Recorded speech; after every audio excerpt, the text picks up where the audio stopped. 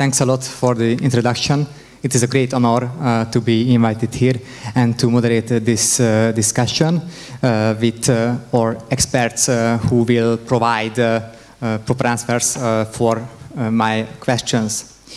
I will suggest to discuss the problems of rebuilding, reconstruction, and reconciliation of Ukraine from the different perspectives of politics, economy, society, culture, and memory politics. And I suggest to start with politics.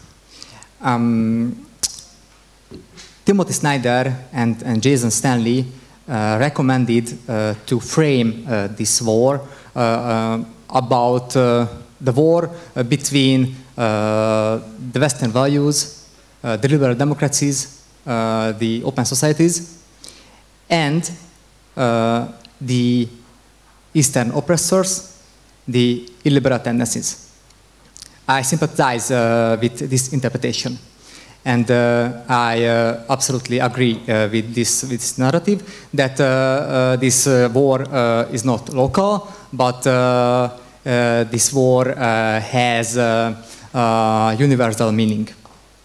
But according to the historical experience, wars always strengthen illiberal tendencies and anti-democratic tendencies in fighting countries. For instance, wars in fighting countries empower the so-called strongmen. For instance, military generals who have political ambitions, and strongmen who endanger democracies. And that's why I would like to ask, what do you see the most important challenges to the Ukrainian democracies in the future after hopefully victorious war, apart from the Russian imperialism, of course? Who will start?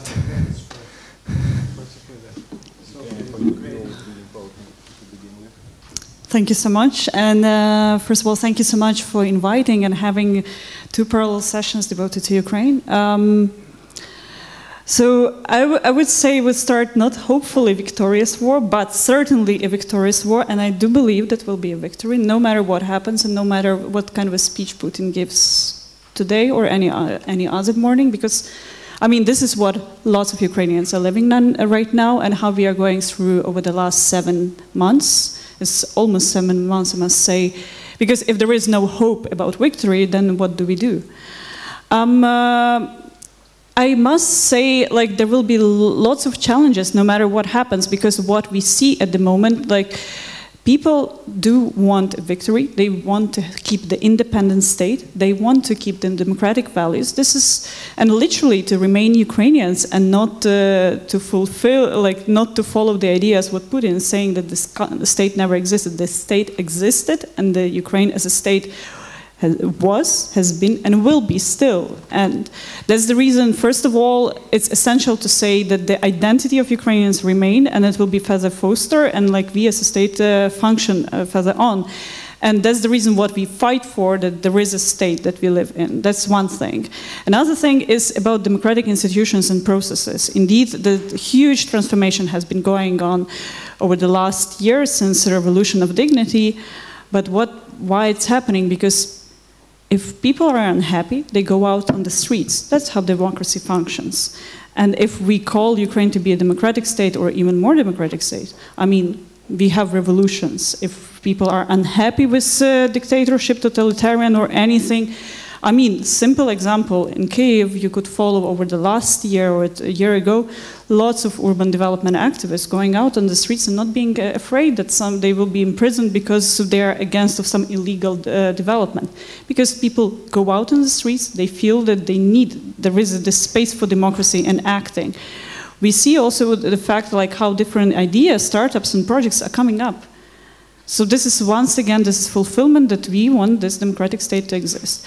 But what the challenge is, and what we must understand, is the level of damage that is taking place. On the one hand, we talk about physical damage, about the cities that are ruined, about the houses that are destroyed, that people don't have homes to in a big scale of the countries. I have like some of the numbers. So we have every month or every second month there is an assessment of the scale of the damage. So approximately there is 131,000 houses destroyed. I mean, that's a lot. These are civilian houses. And it's also like 900 hospitals. This is all infrastructure. This is hard infrastructure. And these are the cities where this infrastructure does not exist or is heavily damaged or destroyed. I mean, we differentiate now between damage and destruction, but this is what the cities face. And this is this like consequences that will be of this war. How do we rebuild? And the World Bank is assessing that the cost of recovery and reconstruction will be something like 300 billion. This is the recent assessment that has been published. I mean, in Lugano Recovery Conference, we talked about some 100 billion cost of what has been damaged. I mean, this is what we will face when we will win, that we will have to rebuild, that people return, and it's safe to live there. It's the hard side of what's happening. Another thing is a trauma. I mean, we are witnessing what's happening all around. Like people are dying, and these are not average people. I mean, like, this is human life. We have cases. How many cases of torture we hear every day about? How many cases of rape, violence? I mean, recent case of Izum. Just imagine Izum, Balaklia, these were just irregular cities that could be anywhere here in Hungary, in Poland, in Belgium, wherever. This is just a typical city, but it's almost in the dust. And like you have hundreds of graves there. And people, these were just regular people like us. And this is like the cities do not exist in the end of the day. And we will have to cope with this in future, that there is a huge also psychological trauma coming of this, whether you will be anytime ready to return to these cities, if you know what happened there. And why it happened? Because of some ambitions, sick ambitions of the neighbor or whatever. So we see like we have on the one hand like this desire for democratic transformation, but further development and heading in that direction. But on the other hand, we will have to bear the consequences of the hard damages, like hard infrastructure damages, and also of a human cost of all this. Disrupted education process, disrupted healthcare. I mean, today we talked a lot about, we talk about Putin's speech day everywhere. But these are 4 regions, and also there are civilians who are remaining there, and we don't know whether they can breathe, or they are already in some torture chambers under police stations, whether they have an access to medical resources, or they will literally will die because they don't have where to get their painkiller or whatever else. And this is the reality, and we will have to face this reality long ago, and the consequences of this reality will be quite painful for all of us. And it's not local, what I would like to underline. The things that we observe on the news and everywhere, it's not just the case of Kherson or Chernihiv or Balaklia, Izum, whatever city. This is something what all of us feel beyond the borders of Ukraine. And this will be the cost for all of us the longer it drags, and also like how to cope with this, how to cope with this in future, and what an impact it will be on the discussion of democracy in future. So Sofia has shown that this is no simple answer to your question. So let's begin with your beginning statement about the war between democracy and authoritarians. I do believe in this statement. So, but the question is: do we really mean this stake of the war here in the Western countries? Because the question, of course, is about Ukraine after the war, but this is also the question about democracy in the Western world after the war, even if it will be won by Ukrainians and by, let's say, democratic supporters of Ukraine. Because it's not so obvious. You referred to Timothy Snyder, but we can also read another great text in the last issue of The Atlantic. George Parker left the United States and he went to Ukraine to write what's going on there. But what he writes, that he was leaving the USA with deep sorrow for his country, because the US, so is the cradle of democracy, we could say, is on the brink of the civil war, yes, or at least collapse of democratic processes. So we can see this now. So he wrote that he was leaving to Ukraine with hope to watch a new meaning, new, let's say, resources for rebuilding democracy. And he, in this way, he is with agreement with Natalia Humeniuk, brilliant Ukrainian journalist, who wrote that the war in Ukraine is strengthening democracy. And she wrote this also. She has written this text also in The Atlantic, so it's important. But I am observing what's going on in Ukraine I've been watching what's going on in Ukraine for many years, and I had this pleasure to participate in the Revolution of Dignity and watching what was going on there. My first feeling was that it was kind of a universal moment, that Ukrainians showed themselves as kind of a universal revolutionary nation, that it's not about local issue, that it was a revolution about universal value of I would say, enlightenment value of critical mind who is against authoritarian rule and so on. So it's nicely developed by French philosopher Marc Crépon, who talked about this in why this is so. So, and I believe that this can be this hypothesis of universal fight of Ukraine for democracy is quite good. And saying this, we have to acknowledge that Ukrainians are doing against the rule book, at least since the Revolution of Dignity, because at that time, after the revolution, the Russian aggression began. So we must remember the war began 8 years ago, not just half a year ago. After that, of course, because of the pressure of Ukrainians, the economy almost collapsed in 2014. So, and in these circumstances, with very weak economy, Ukrainians have been consolidating their democratic system. They managed to do crucial or essential reforms like decentralization, giving and decentralization power to local communities, which was very successful. And part of the answer to this war, part of the let's say, sources of power during this war. So they managed to do this, and they managed to consolidate civic society, which is very strong now in Ukraine. But what is important, civic society was involved in reforming or basic institutions of Ukrainian life, like army, this popular army, in the direct meaning of this word. It's not state army. So because of many, not only voluntary soldiers being involved, but also nowadays we can see there are all strata of the society is involved. Women, LGBT, anarchists, even anarchists enrolled to the army to fight for the republic. So it's something really fresh. And of course, there are questions about the future, and Ukrainians are asking them themselves. So President Zelensky had his speech about Ukraine as a great Israel. It was in April, I believe, talking about the future. Ukraine democracy will have to be militarized. It's obvious because of the neighbor which will exist, nevertheless, of the result of this war. So the militarization will be the fact. So the question is about democracy inside the militarized country. But the problem is that we are also being militarized. So Poland is now one of the biggest spender of money on military stuff, yes, because we believe that this war is also our war. Yes, and Russia is not only the enemy and direct threat to Ukraine, but also to us and to other countries which are our neighbors, like Lithuania and so on.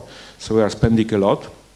And of course, we can see that this is the threat for democratic process. So we will have to find answers, but I think that many answers for these problems we will see in Ukraine, and we can not, so we should reframe our minds from this usual direction that we are in a position to transfer the knowledge how to build a democratic society, and then we should establish symmetric relations. How can we learn from Ukrainian experience to rebuild our democratic laws in Poland or in Hungary is quite important question nowadays. So, and the last issue, so in my organization we've been involved in dialogue with Ukraine since the moment of independence of Ukraine. We were trying to build kind of a platform to exchange of ideas and so on. And since the beginning of the war, we came to the conclusion that the best way to talk and to present what's going on is to give the floor to Ukrainians themselves. So we began a cycle of debates called Ukraine Speaks, and we are inviting Ukrainian experts to explain us what's going on there. Last week we had a meeting with Ukrainian sociologists who are studying what's going on inside Ukrainian society during the war. The brightest one, like Lievchen Hołowacha or Natalia Czernysz, so really brilliant sociologists. And they try to explain that there is a very interesting process of consolidation of political nations around state institutions, but not under the, let's say, state institutions, but around. And what it means, that Ukrainians believe in victory and don't accept any, let's say, compromises and let's say, bargaining in terms of territory and so on. So even if the state would try to do this kind of bargaining, as it tried in April, it wouldn't be accepted. So they will continue the fight without the state. This is the answer. So this is the highest, I would say, let's say, expression of democracy. Perhaps anarchistic one, a little way, but on the other side, it means that they believe that the republic is there, that state is part of the republic, but not the whole republic. And the republic is about democracy in this way. So it's my interpretation of what's going on.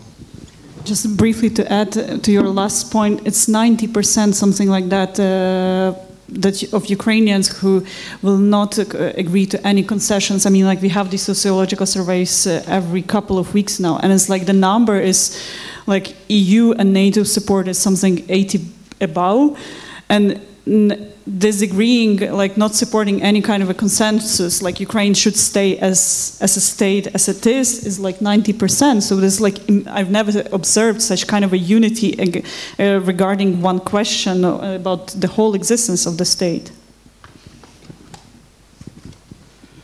Good afternoon, everybody. Big thanks for your continued focus on the conference. I would like to start with saying that Edwin really has shown a very deep understanding of Ukrainian society, so I will build to a large extent on what he said. But I also want to say that, echoing what you said at the beginning, that Putin agrees with you, because in his speech this morning he said that this is a war of the collective West against Russia. So we have to take seriously his words and act accordingly. Now, so I also see the future of Ukrainian democracy optimistically, not denying things in your question that war generally require centralization of institutions. And in media, indeed, there has been, and in some others. But I think Edwin's points are very true. And I would also add that it's also important that Ukraine is firmly anchoring itself in an international integration whose values are very democratic, and there wouldn't be even a chance if somebody wanted to alter from democratic processes. Actually, with Mihailo Vinitsky and who is a sociologist, an outstanding Ukrainian Canadian sociologist living in Kyiv, and Vladimir Dubrovsky, we wrote an analysis of the chances of reforms before the war. We finished it a bit more than a year ago, and Mihailo already in that book that he wrote argued very strongly for a very, very profound change in Ukrainian society that has happened continuously, but particularly triggered by the events in 2013, the Revolution of Dignity, and then, of course, the Russian aggression in 2014 against Ukraine. Also, I should say that as much as the Ukrainian business does have an oligarchic structure, but it has a pluralistic oligarchic structure, and I very strongly hope that actually after the war, again with the help of this general international context, we will be able to get rid of the oligarchic character, and there's going to be a strong future. As far as Reconstruction is concerned, and Sofia mentioned a few things, what I think here is very important, she mentioned very important data, latest data from a few days ago actually, about the level of destruction. What is going to be also very important, that the reconstruction again works in a way that is embedded in reforms, and that also is going to be a joint challenge to the Ukrainian society leadership, but also of the international donors, and all these sociological questions that have come up are going to be important. I just want to say one thing, that there was an introduction of myself, but acronyms were used. So I live in Chisinau in Moldova. I'm an EU advisor to the government on the issues of Transnistrian conflict. And that is embedded in the title of high-level advisor on confidence building measures.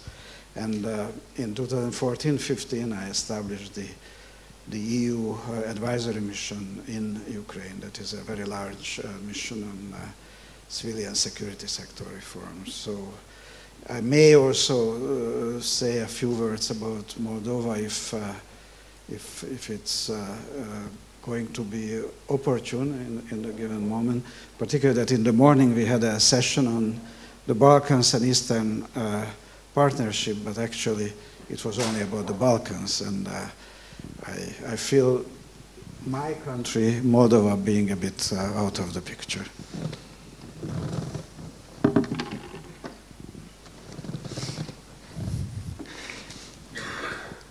I really hope that this fight, this victorious fight against the oppressors would strengthen the Western faith in liberal democracies and in our values, because in my opinion this is the most heroic story since the Second World War in Europe.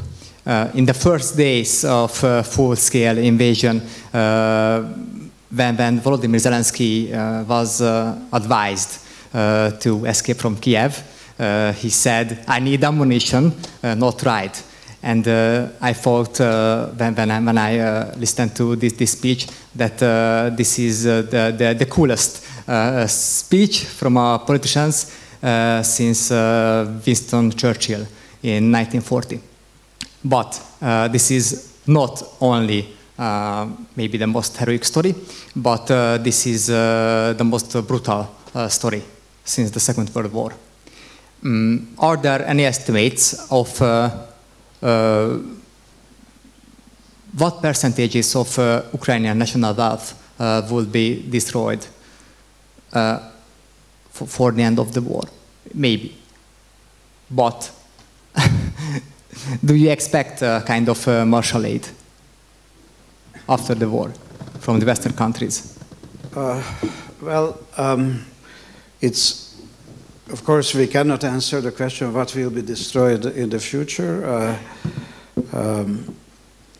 As Sofia quoted the latest estimates in terms of numbers, again, the important thing is that first we have to sustain Ukraine until victory, both militarily and also in terms of state budget. Ukraine's need in budget support is about $5 billion per month. And it may sound a large number, but given the nature of this war, Russia's war against the collective West, it's a price that we should definitely pay. And when it comes to the reconstruction, repeating myself to some extent, first of all, Hungarians mostly know the book of János about the Reconstruction Cycle. So countries after the war tend to build back very quickly to the old growth trend. So in that sense, we can be optimistic. Definitely, we will need a well thought over, coordinated international help, financial assistance, but again, what I said, embedded in a vision, if you like, conditionality of how the reforms should go. That is also should be in harmony with Ukraine's aim of quickly reaching the point, and you heard the commissioner saying we help, but the conditionalities are iron hard. But we have to help in a way that both physical reconstruction and building EU-compatible, strong market-based institutions and rule of law-based institutions be established. And again, I'm very optimistic that it's going to happen that way. Definitely, we are talking about as Sofia said, referring to the World Bank estimate, about hundreds of billions of dollars. Again, here the numbers are less important than the outcome, which is a growth that leads to a very sustainable trajectory of Ukraine getting into the European Union.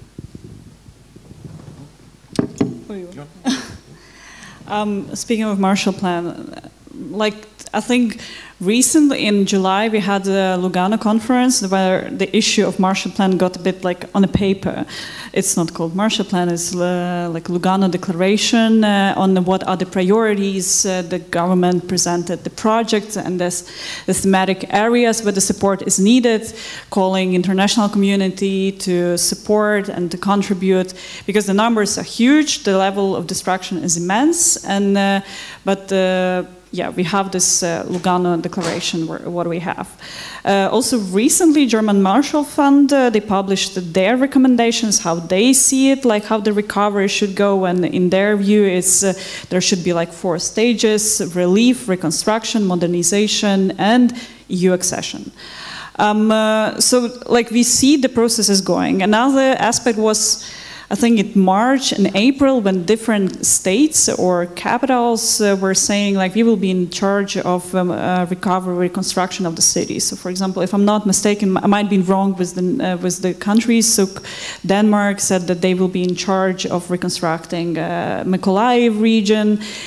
Greece said about the maternity hospital and city as such of Mariupol. So we heard already these ideas of the reconstruction. I don't know how it will look in practice, because I mean, imagine that a state takes care, says we're going to be in charge of certain region. I mean, like, it's great ambition, and it would be great to help with restoring the critical infrastructure, at least because we have like lots of schools,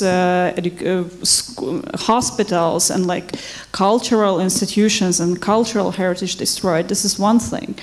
But this requires lots of money. And for example, in lots of recommendations that we see, one of the key messages is we should plan recovery and reconstruction already now and not to wait until the end of the war. And this is what we also see how our partners from civil society and also like how Ukrainian experts are now attending different meetings with the ministries and governments thinking about reconstruction or green recovery, all of this.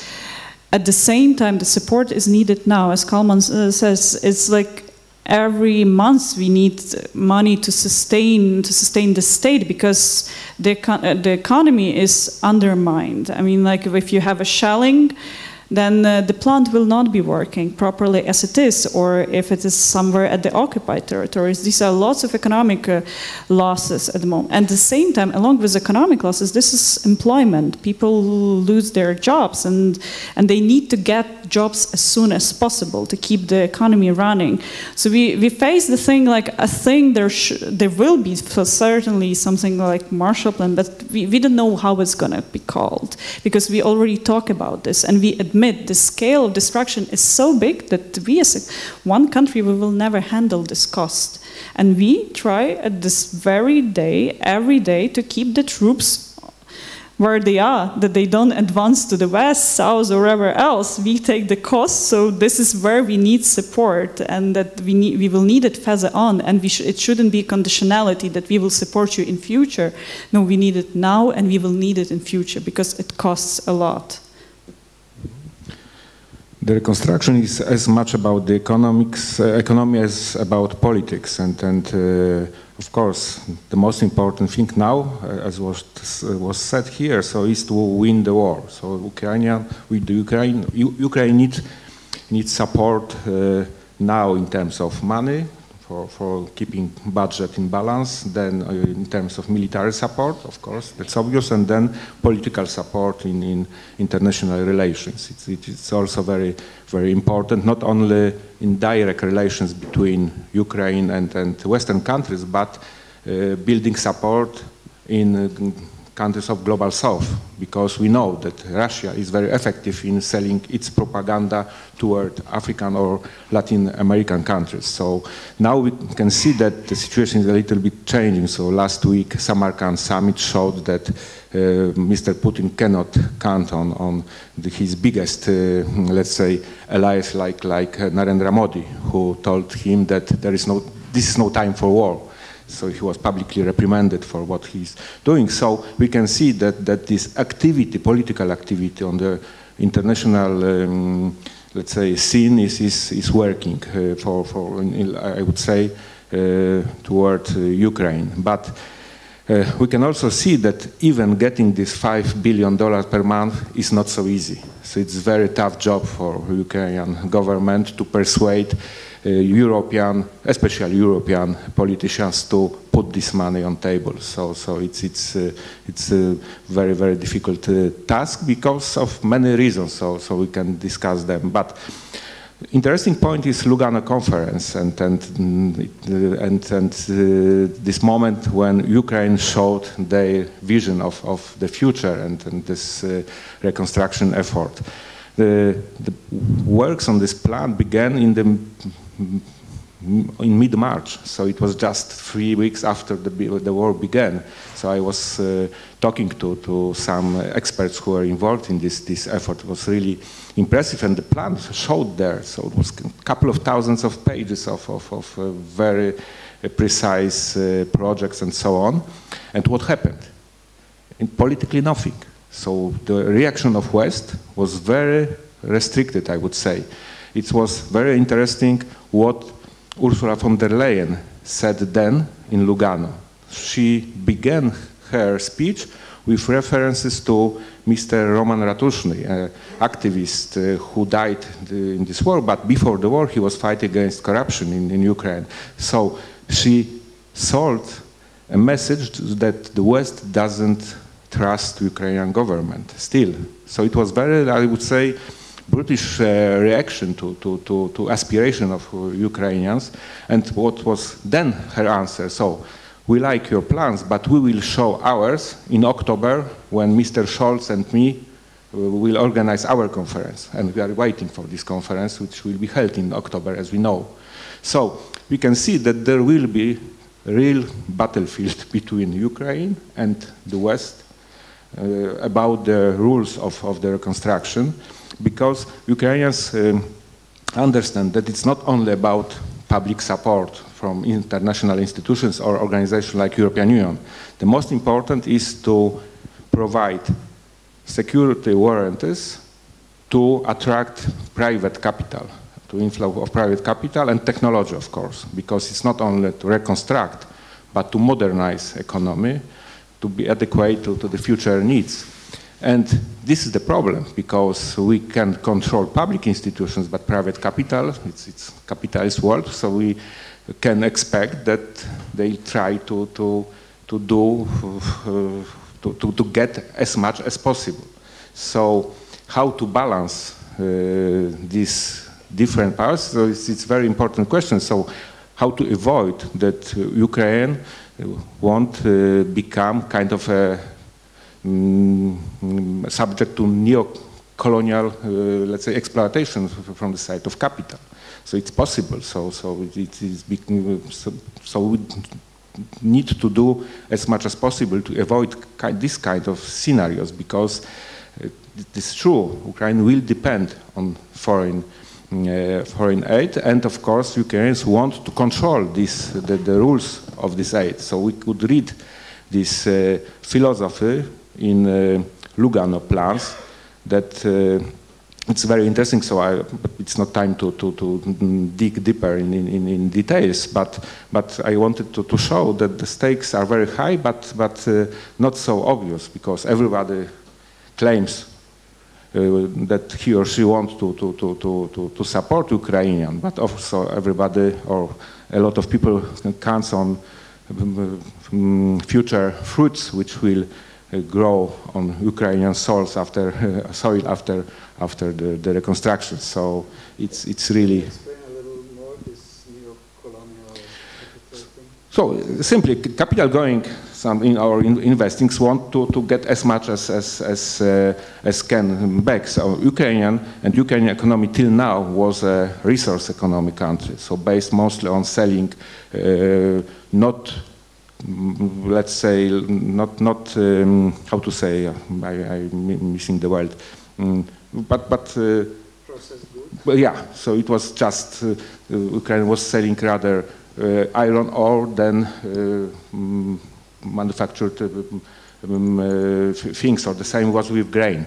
So it was the grain was the main, let's say, export product, not products or alimentary products made of it.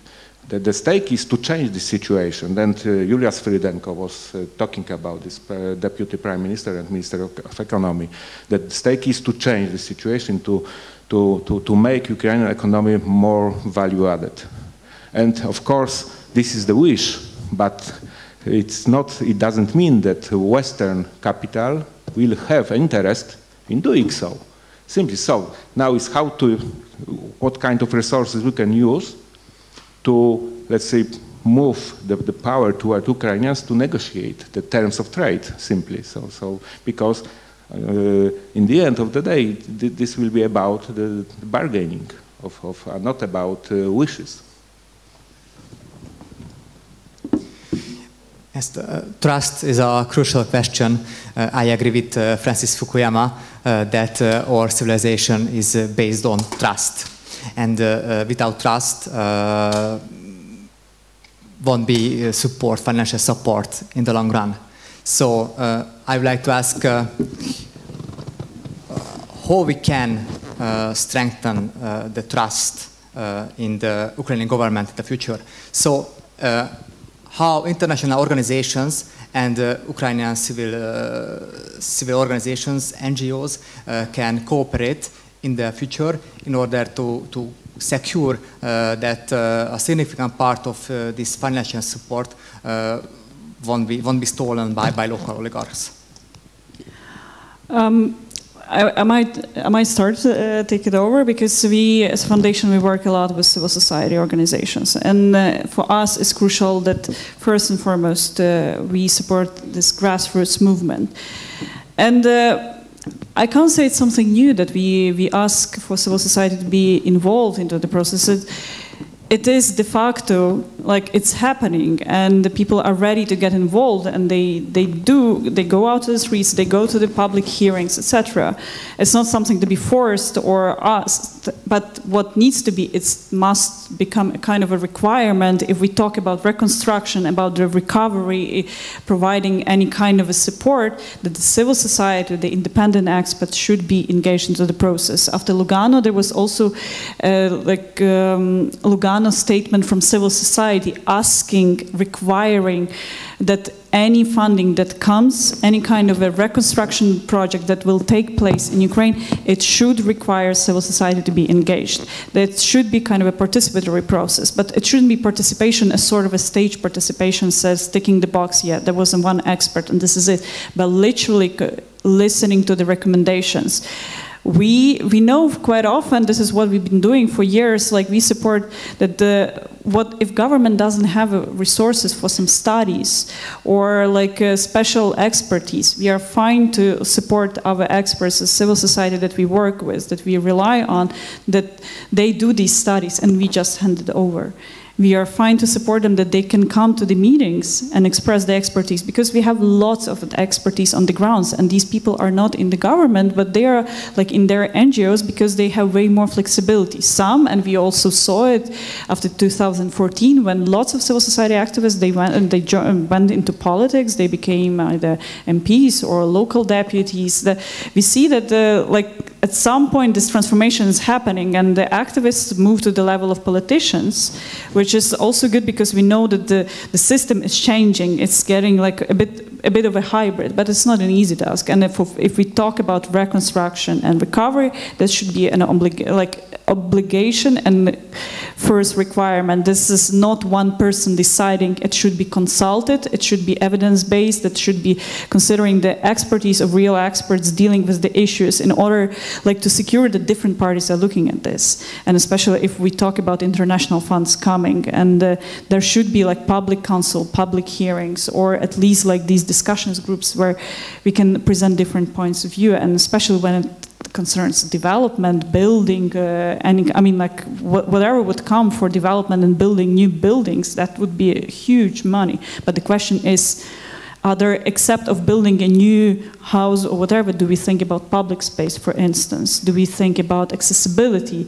This, what quite often, like this independent sector can secure, and to push that it follows the requirements, it follows the proper spending. Also calling for resources that will present how the money is spent, like the transparency of fund spending. That's quite a lot of work, but I think like this should be like one of the main requirements when we talk about reconstruction, recovery, and any kind of international aid. There should be civil society involved into the process. I fully agree that civic society is essential in this process. When we are talking about Lugano, it was impressive plan of government, but just together civil society organizations presented their own plan. It was a manifesto, but then also a plan. So very kind of a complementary philosophy of recovery, exactly what you said. So the strength of civil society is really great now, and after war will be even bigger. So it's very important for us. And then, of course, local governments, which are also proving that they are a very important part of the game during the war, and of course will be very important part during the reconstruction. So this is another part of the game. And then, of course, the next issue is what Mr. Zelensky and the government will be doing in the next months. And it's not so obvious because on the one hand, Mr. Zelensky tried to use the war situation to consolidate his power, because war, it's quite normal. But the question is, we can go to your first question. Will this consolidation serve for democratic things or just for consolidation of power also after the war? The answer is not so obvious, but we have other, so not direct, but very promising answer that public debate in Ukraine is open. There is no censorship in spite that we have war. So, of course, this official media working under, let's say, this platform, United News, are quite inclusive. So, for example, media of Mr. Poroshenko was excluded from this sphere, but other media, press, internet is completely open. So you can read fascinating debate about Mr. Zelensky, his mistakes, for example, about his interview he gave to Washington Post about this information from US intelligence about the coming war, why he did not, let's say, prepared Ukrainians to this and so on. So this debate, why it was so and so on. So for me, this open public sphere with civic societies and local government, which are responsible for provision of public services and so on, it's very important. It's part of a very complex system which makes, let's say, which makes or builds infrastructure for trust into the institutions of the state. Not too much to add. I don't know if any of you read, a few days ago, the Washington Post was running an article about the beginnings of the war and the Russian mistakes. It was centered on the Russian mistakes, but there was something very interesting. First of all, they interviewed a number of people in the special services, and they concluded, the article, it was a long article, concluded that on the basis of what was said, that Zelensky's famous saying at the beginning of the war that you also quoted really had a material impact on the internal services, on SBU, which admittedly at the beginning was both severely infiltrated by Russian agents and was in many areas, I used to work on their reform, very, very corrupt. And what I'm trying to say is that, first of all, indeed, Zelensky's stance showed an example to the core of the one of the cores of the state, but also that actually the situation with corruption improved in the internal services during the war. The challenges of the war had a self-cleaning impact on some of the institutions. Other than that, I would agree with the call on transparency. I mean, one wish is we are also not perfect in the West, and what you've said about Lugano is not surprising to me, because we, I mean, we are having our slow-moving bureaucracies, and indeed here the good combination would be to be very generous for the future, because now we have to help on the go, but for the future we should be very generous, but also to have very strict expectations in terms of the reforms, and particularly transparency of the funds that will be spent, because indeed these will have to be, and hopefully will be, huge funds, reconstruction funds. So this is what I'm trying to say from the beginning of this conversation. So money, physical reconstruction, but embedded, when it comes to post-war situation, embedded into a strong expectation and realization of institutional reforms towards free markets and rule of law institutions, and again transparency to be critical in all this. Now I will turn to the audience whether we have any questions. Experts? Yes. Hello, good afternoon. Alex Stemp, Budapest Times. Thank you for a most illuminating conversation this afternoon. All this, what you're saying, is great and it's fine and it's most respectful in terms of facts, figures, what to do now. But ultimately, what would be the assurance that something like this would never happen again? What would be the end game so that Russia won't attack and then we can rebuild houses, hospitals, return refugees back to their country? How, with assurance that, because if you put money into infrastructure now and they rebomb again, there's not much point. So, what would be the end game to assure that it's safe to move?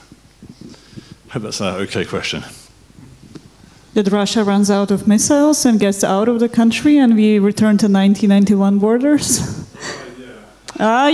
I have wishful... That's every 30 years, so yeah. I could wish for even more, but I'm not sure I'm allowed to put it on the stage. But I've heard from some people that the way that it would... So that the possible way would be like as if sort of Russia breaks up, like if Siberia broke up from Russia, then he really would have something to complain about. And that would make the Ukraine matter look rather kind of pointless and trivial. Because if he loses Siberia, that would probably be a bigger issue for him, because then his legacy really would go down.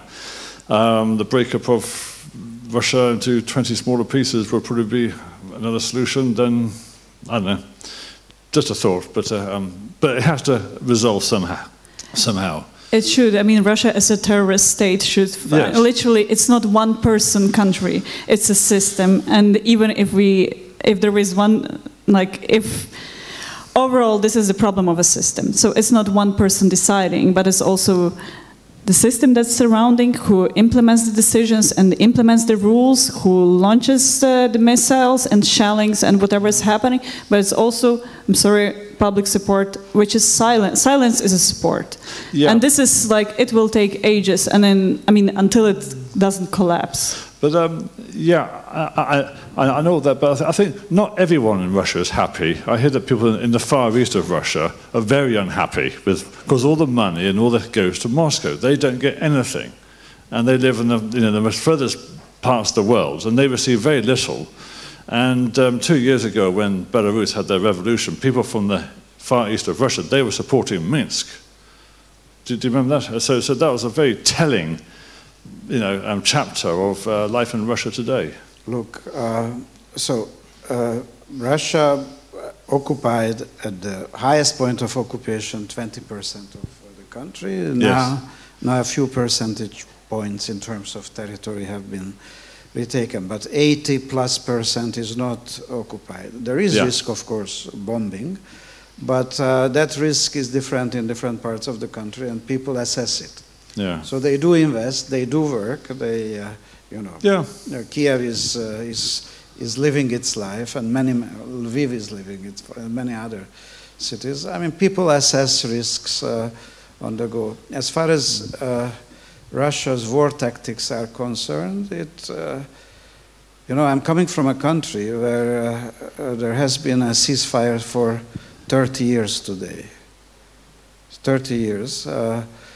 And we, of course, live there. Also in the Russian-occupied small territory of Transnistria, there are investments, and so people adjust to the situation, whatever way the war goes, and people will invest, and the government will invest, and you know, some investments may be more risky than others, but people live and want to live and want to reconstruct. And yeah. Just to add on this, over the weekend I was in Chernihiv region. This is the very north which was occupied.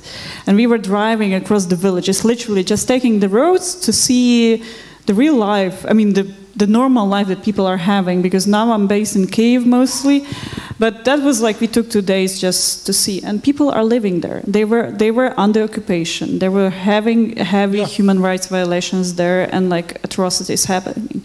Now we have September and we see how people are preparing wood for winter, because some will use some like like how it's called. Kotli tvrdopalivni.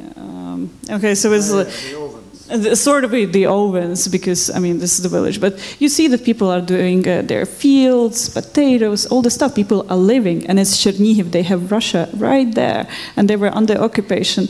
And now, giving the question, shall we wait until Russia collapses and then support them? No, we need to support these people now, because winter is coming. Lots of houses are destroyed. I mean, if you like.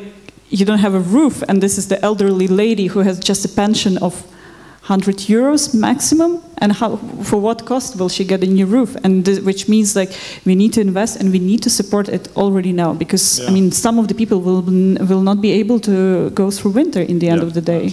And it's not a worry of a gas price, it's a worry of literally whether you will have a dry house or not. Yeah.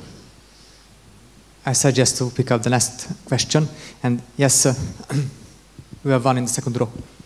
This lady also wanted to ask something. Can we have two? Yes, yes. You can sacrifice coffee break. Thank you. Ralph Leonhard, I write for the daily paper Die Tageszeitung in Berlin. My question is similar to the one of the colleague. Most experts forecast not a total military defeat nor a formal peace agreement, but a frozen conflict.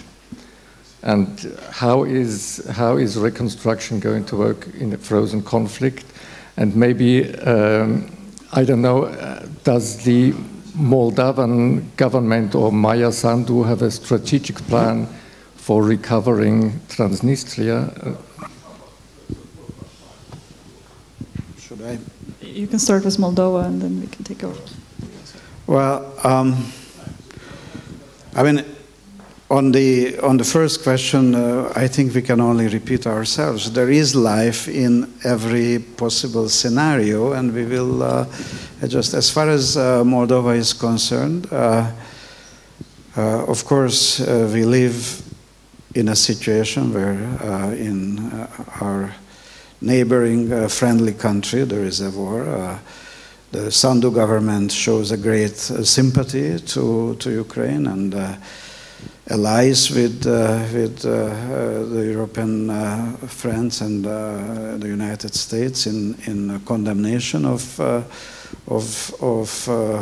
the Russian atrocities and war. We do have a complex reliance on. Which would be far, I mean, a full 1 hour would be needed to explain the whole energy nexus there. So we do still trade with Russia. I mean, Moldova.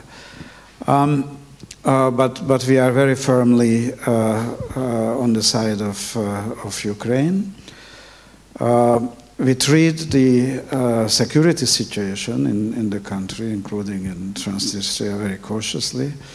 We take note of the Transnistrian separatist leaders' desire to avoid conflict that Krasnoselski expressed several times. There is cooperation in many economic areas in the way, and the Deputy Prime Minister for whom I work just last week suggested dialogues for a peace settlement that the Transnistrian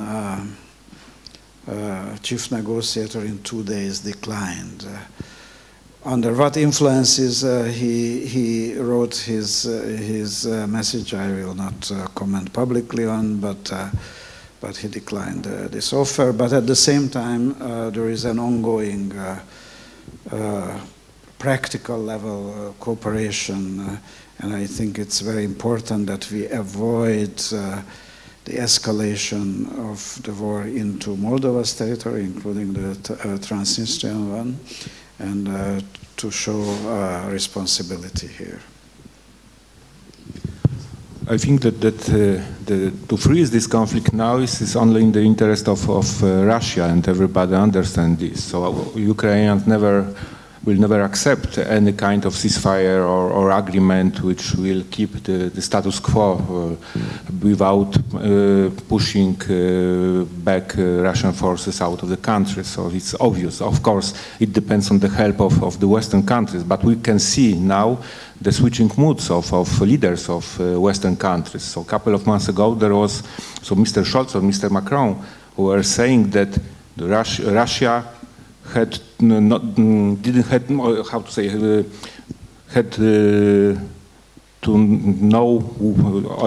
lose the war, but they didn't say that Ukraine was to win this war. But now they officially declare that Ukraine must regain their territories, and they are offering the support for this war. Of course, the problem is with Russia, and what will be with Russia, the earlier question, after the Ukrainian victory. So because there are many scenarios, and of course eventual collapse of Russia after it is a threat for the whole world. Of course, this is a real risk, but nobody was prepared for this war, and even more, nobody was prepared for victory of Ukraine. But now it's not impossible, as 6 months ago nobody believed in this scenario. I would just say that if we freeze all of this, it's like we would keep a mine next to the entrance of our house, like demining the porch. And you will never know at which point this will explode. Like whether you will step today on this and the explosion will happen, or it will remain for ages. This is what happened in 2014-15. So we sort of thought Minsk agreement, we've agreed on the front line, and now we have 8 years after, we have bomb. It's even bigger, and the ambition of Russia is even bigger. And if we freeze now and agree, okay, this is the way it is. We don't know what will happen in a year, 2, 8, 10 years, but Russia doesn't want to say like, hey, we want to get Western Ukraine as well, or we want to have Kyiv, finally we want to get it. No. This is something what I personally would say, like, this is like having a bomb next to my leg, and I don't know at which point it will explode or not. And Moldova. We will share the bomb. I am really sorry, we have to finish this discussion according to the program, and we will talk about the memory policy maybe the next occasion, and we really hope that this war will be end until it. Thank you very much. Thanks a lot. Thank you. Thank you.